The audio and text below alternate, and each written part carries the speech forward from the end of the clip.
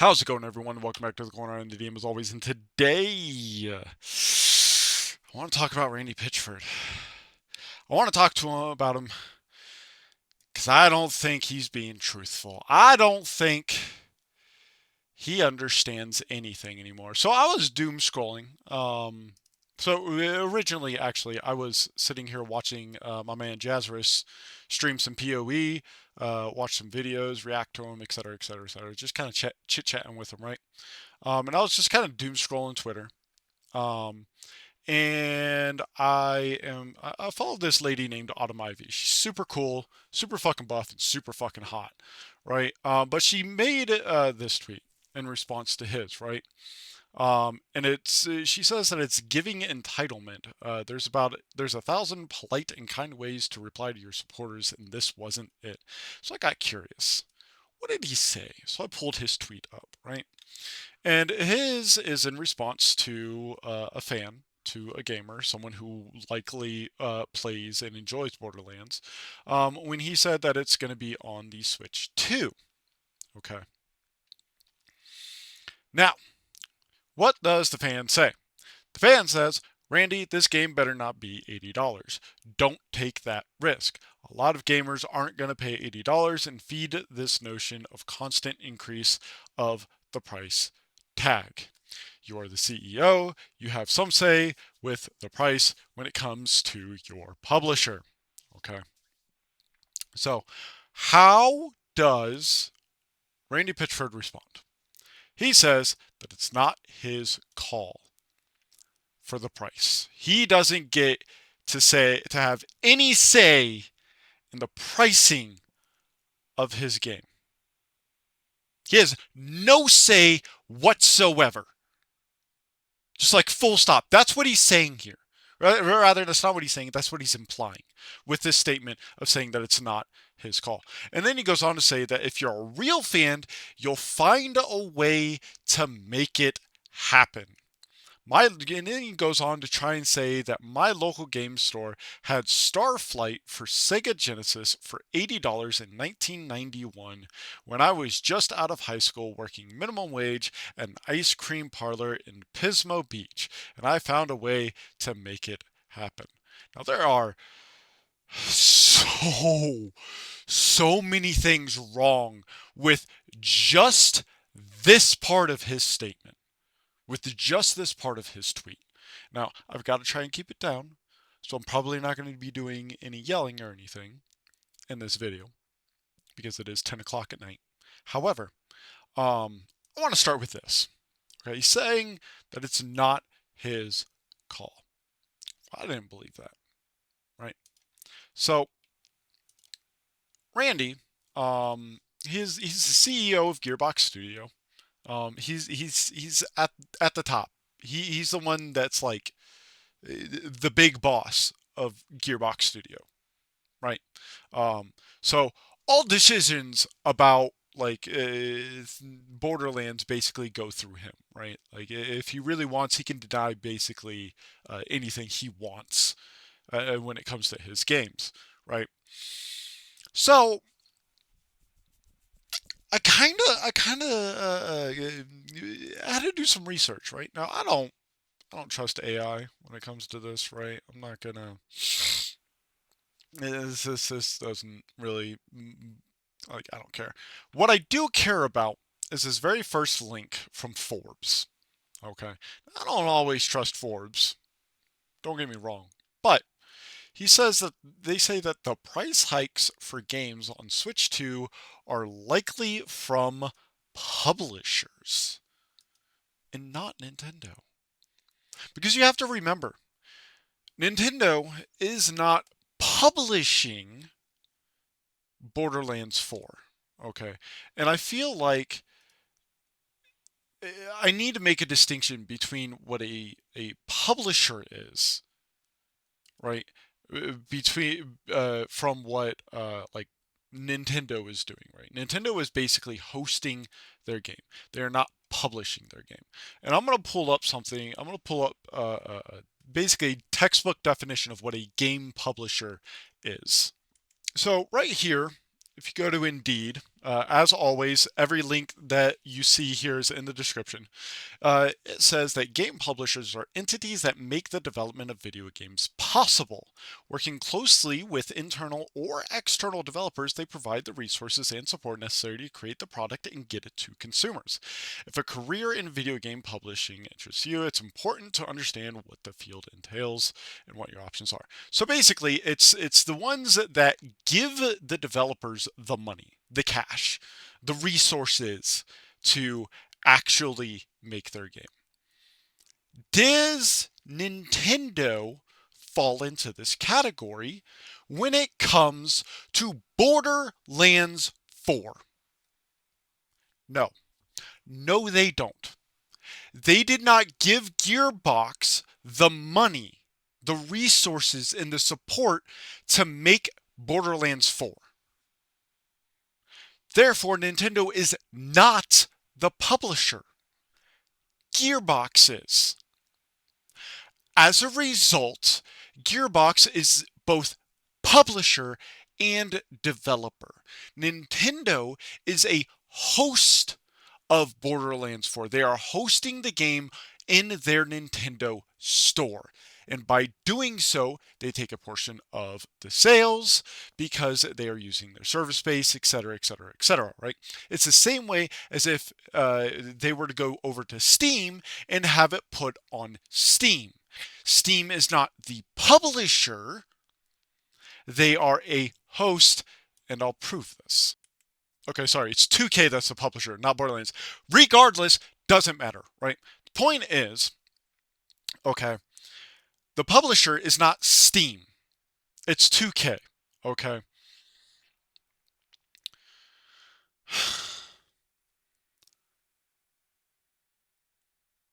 Randy, my guy, it's absolutely your fucking call. You can fight and fight and fight and argue with 2K about this, or, and hear me out, you can take the Bungie approach and abandon 2K. Because Bungie abandoned Ubisoft. At least I think it was Ubisoft. I don't know. Whoever was their games publisher way back when, they abandoned them. They left them because they were trying to take Destiny 2 in a way that was basically fucking it over and killing it. And gamers, their fans, the people who were playing the game were were closing the game and uninstalling it. They were stopping. They stopped playing the game, and so they left. They took full everything of their game. Now you could do this if you had any amount of balls. If you had any fucking cojones as the fucking CEO of fucking Gearbox Studios. But of course, you don't have any fucking balls, Randy. They were fucking cut off and you sold them to 2K so that way you could fill your fucking grubby little fucking pockets with money. There has been a non-stop slew of game AAA, quote unquote AAA, because they're not AAA, okay? I'm just gonna fucking put that out there. These fucking AAA games, like fucking Assassin's Creed Shadows, Borderlands fucking 4, and all these other fucking games, Concord, Skull and Bones. Oh, sorry, Skull and Bones is a quadruple A. Fuck you, you're fucking wrong. These are not AAA games. These are fucking like amateur fucking college level games at best. Okay, and I can say that with 100,000% fucking certainty because of the type of product I would put out. And my level of game development is college level. I don't have decades of experience like these fucking teams do. The level of quality for these games is utter fucking shit. And they continue to demand higher and higher prices because of the cost of inflation. But that's simply bullshit. Okay. Now, going back over to this Forbes, right? It says that the price hikes are likely from publishers. Okay. So down here, it talks about how the fingerprinting of Nintendo isn't necessarily accurate, and that's third-party publishers that are the cause, right? It says that the success of any gaming platform ultimately stems from its third-party publishers. That's a fucking lie. If this was true, Steam would have fucking flopped and wouldn't be literally the biggest fucking game store in the world. In the world. Doesn't matter what fucking platform you're on. They're the biggest in the world. They're bigger than fucking Xbox. They're bigger than Microsoft. They're bigger than fucking Sony. They're bigger than, well, okay, they might not actually be bigger than Nintendo, but they might actually be bigger than Nintendo. Now that I think about it, I'm not entirely sure. You know what? I'll say that confidently. I think they are bigger than Nintendo. Regardless, right? So it says that many of these publishers, especially the larger ones, subsequently have a big say in the pricing policy on said platforms.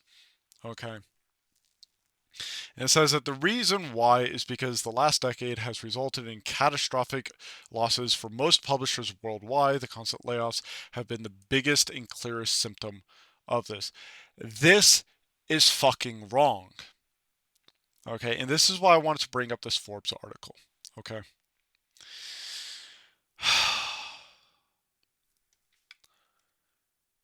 The reason why there are layoffs is because these AAA games like Assassin's Creed Shadows and Concord and Skull and Bones and Borderlands 4, either they do one of two things, okay? Either one, they say that they have to raise their prices because of inflation, or two, and I'll get to that in a moment, or two, they follow DEI bullshit. And we saw this with Concord. We know for a fact this was with Assassin's Creed Shadow because there was a leaked email from the head of the fucking company that straight up stated that the entire reason, or that the beginning of the development of Assassin's Creed Shadow had a Japanese male protagonist, and then the BLM movement started after the George Floyd incident, and that was when they made the immediate change from a Japanese protagonist to a black man. Okay, we know this for a fact. I have a fucking video covering this shit. Okay, we know this. Okay. These are the two reasons why these games are catastrophically failing. Okay. And the constant layoffs are the exact same reason. It's because either they're demanding that they increase their prices, or more likely than not, is some bullshit DI fuckface horseshit. Okay. So, oh my God. Oh my God. So, another reason why um so if we that's why that's my counter argument to it's not my call.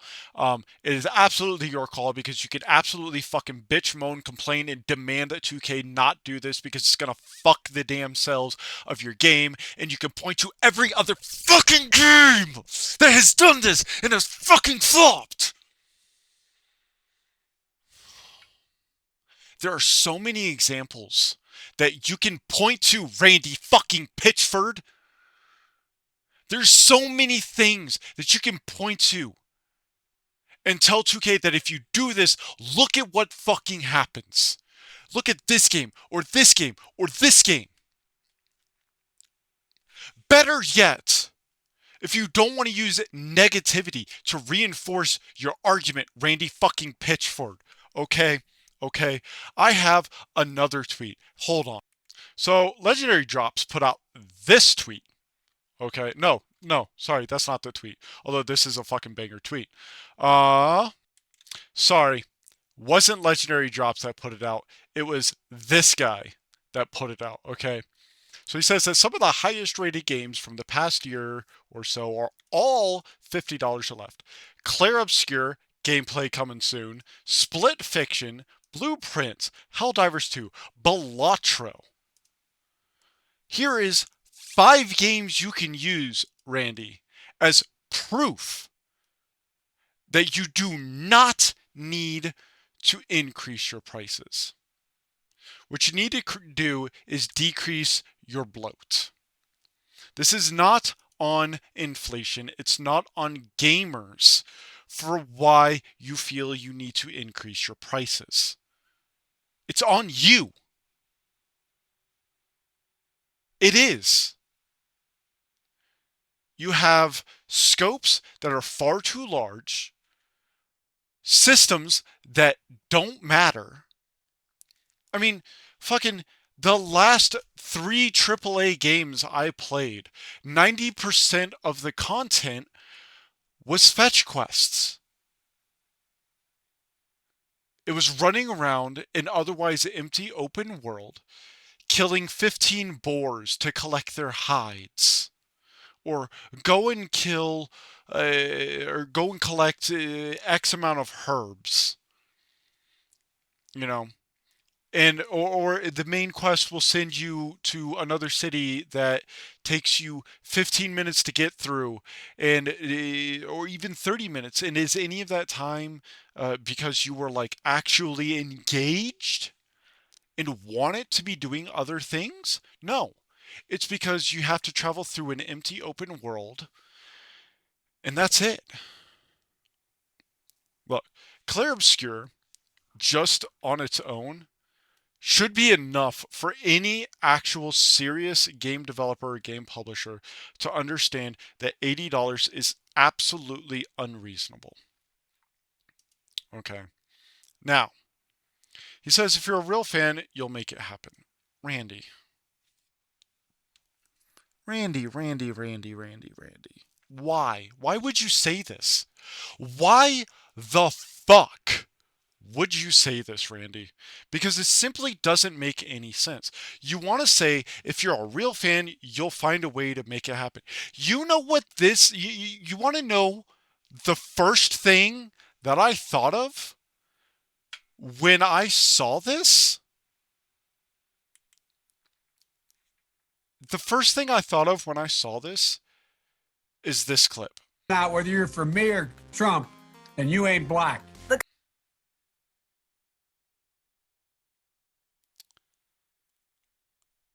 Like, Randy, but, dude, are you serious?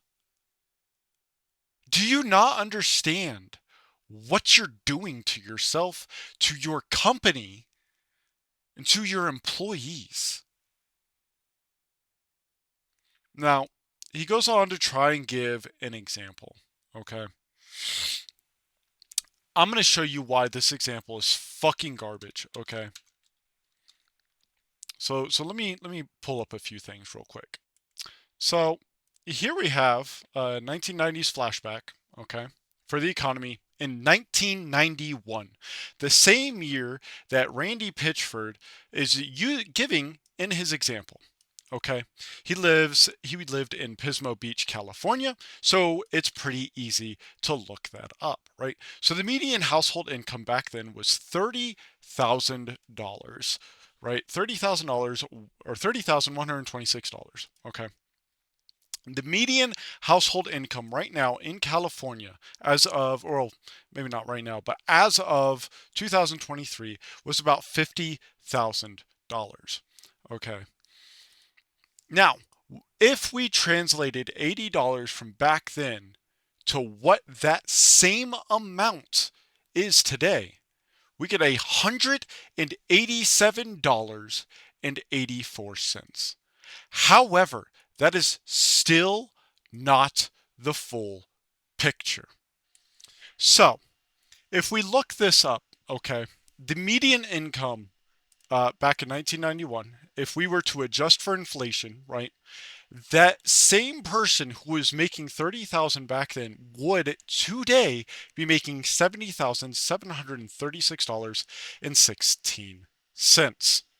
Now, reversing this equation is really hard, and I don't know how, but ChatGPT does because it's really fucking smart, right? So I asked it, how much would $50,000 or $50,251 USD be in 1991 living in Pismo Beach, California? Because remember, that is what the median house income is for 1 to 4 members in California as of 2023. I could probably get a more accurate estimation for if I cared, but I don't because it really doesn't matter, right? And so when you plug all of these, when you plug it all in, right, this person who's making $50,000 today would be making only $21,842 back in 1991.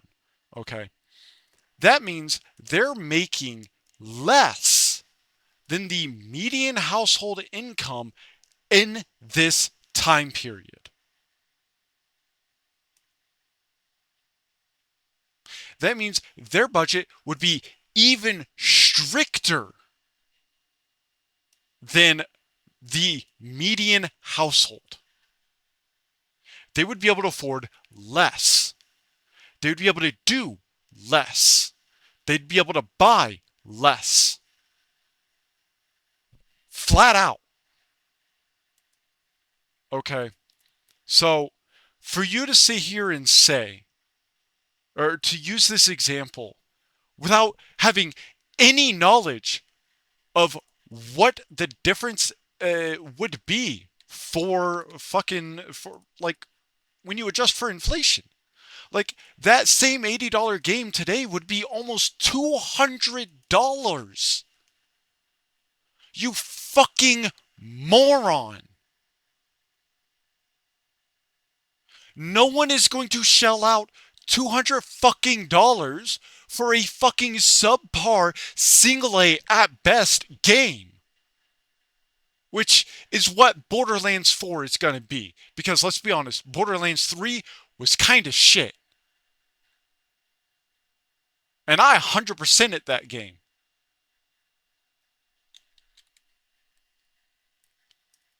So for you to sit here and say a blatant lie that it's not your call when it absolutely is your call, you just have to have some fucking balls.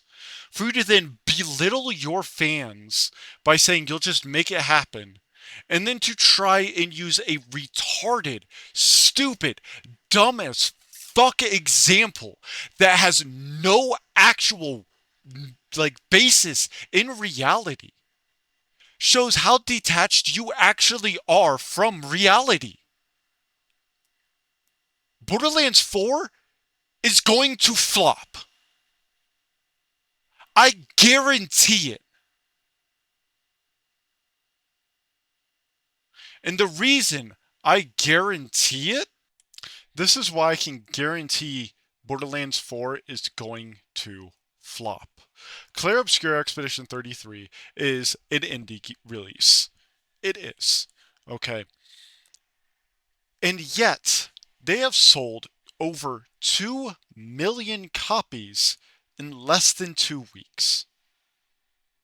This is simply insane levels of numbers for a brand new IP from a brand new, or mostly brand new, anyways, at least in this case, developer. Okay, now they are made by Sandfall. Clair Obscur is made by Sandfall Games, right? And they don't have a publisher. At least if they do, I can't find it. Because even if you look on their Steam page, now, now Clair Obscur does have a publisher, or rather, I should say, Sandfall Games does have a publisher. If you go and look at Clair Obscur, it is Kepler Interactive. Okay, and who is Kepler Interactive, right? Well, recently they've put out Rematch, which has absolutely exploded and is $30. They put out Sifu, which is an amazing game, base price $40, and is currently 60% off for only $16, right? And if we continue to look through some of the games that they have published, we start to see a pattern of just really good games being produced, and they're all priced at a very, very low price point. Okay. all of their games are $50 or below. Every single one. Now, are all these hits? Probably not. But Clair Obscure is, rematches. What was the other game? Sifu. That is like these are all very popular games. I'm pretty sure even Neon Abyss is pretty fucking popular, if my knowledge is correct, or at least it will be. But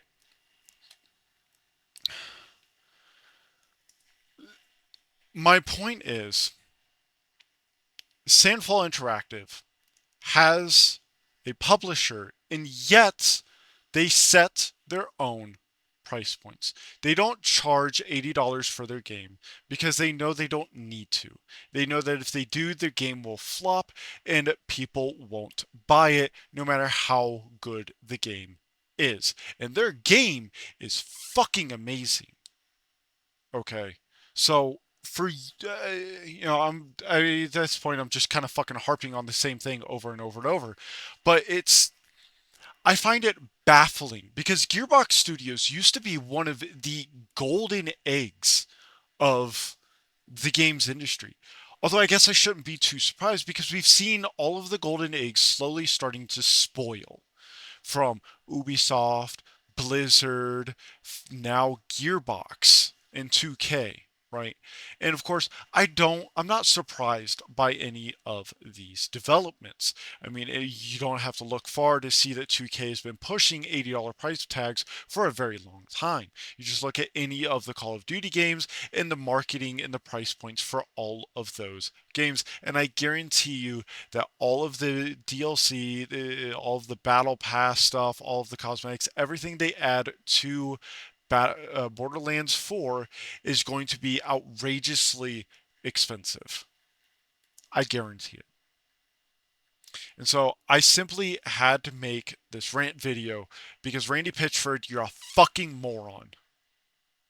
And you have no idea what the games industry is actually like anymore. You've spent far too long sitting on your golden fucking throne filled with blood of your fucking employees because all you fucking care about is money. Money, money, money. Because if you didn't fucking care about just fucking money, you wouldn't have tried to fucking say that this isn't your fucking call. When it absolutely fucking is.